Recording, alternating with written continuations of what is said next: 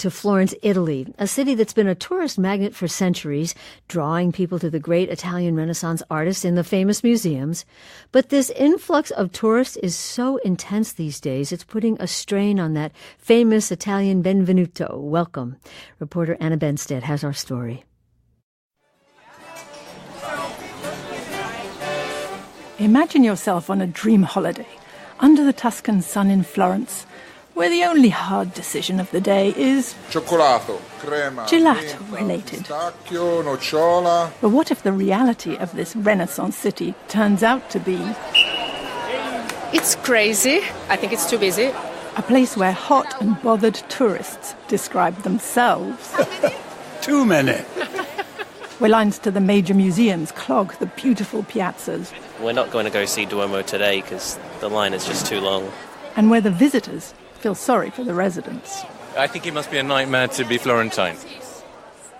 I was born here 62 years ago and I always lived in town, till now. But now I start doubting. Fausto Calderai, an art expert in Florence, is at the end of his tourism tether. Rubbish everywhere, and you can see the pedestrian way completely destroyed. I walk from my home all along the river till Santo Spirito, where my office is. I really feel so depressed. And it's not just Florence.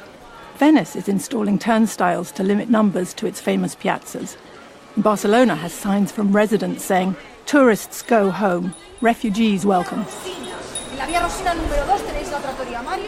Walk through Florence and the palazzo-lined streets are packed. The centre's small, with only 380,000 residents, but 5 million visitors make it their destination every year. She's just taking a picture. Sorry. It's almost impossible to stop and look up at the glory of its Renaissance cathedral without tripping over or being tripped over by other tourists. And they aren't having much fun either. Dorothy. Are you sisters? No.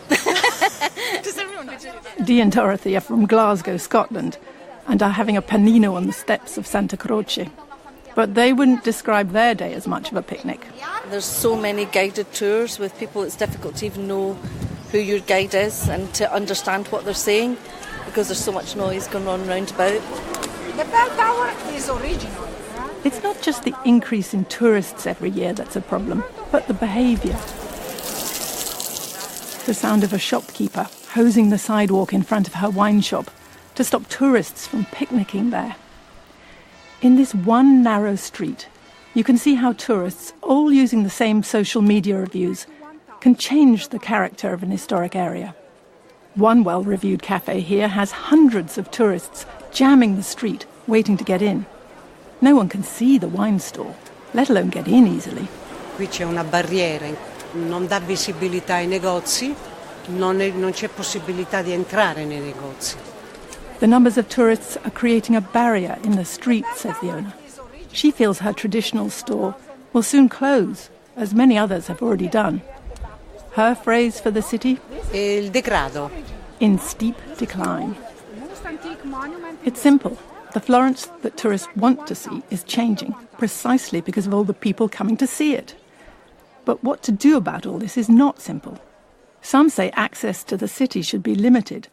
For now, there's a new campaign underway to manage the flow of visitors and to get the tourists themselves to take more responsibility. Paola Concha, Florence councillor in charge of tourism. Quello su cui quest'anno abbiamo lanciato una campagna che si chiama Enjoy Respect Firenze. Enjoy Respect Firenze, or you'll get fined. Florence is, after all, a UNESCO World Heritage Site needing to be cared for and not buried alive by crowds.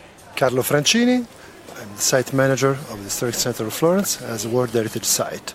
UNESCO's Carlo Francini says over-tourism is a huge problem for the city, particularly fast tourism, as he calls the hordes of tourists that come just for the day from the ever-bigger cruise ships that dock 2 hours away in Livorno.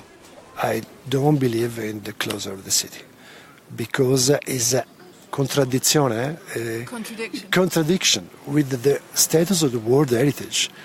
But the balance is very important, because if the large number of tourists, the large number of people damage the integrity, the authenticity of the city, this is a problem. not only for the Florentine, for all the world. Francini is heading up a management plan encouraging tourists to explore the city beyond its 3 or 4 most famous sites. In Fiesole, on a hill just a few miles above Florence, I meet a mother and daughter who've done just that. Susan Burning and Rebecca Ames from Washington, D.C. They're in a lovely piazza with a view back down to Florence and no crowds.